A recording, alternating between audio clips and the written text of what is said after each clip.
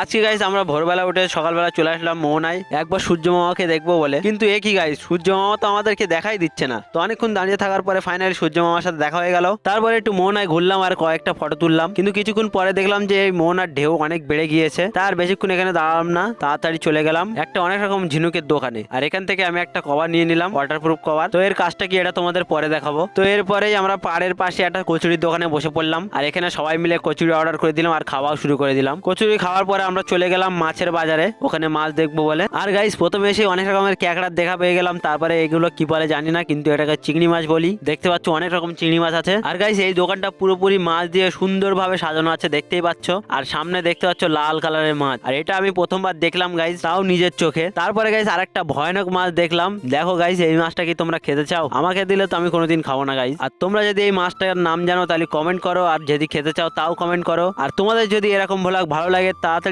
Follow করে নাও। দেখা হচ্ছে পরের ভিডিওতে, বাই।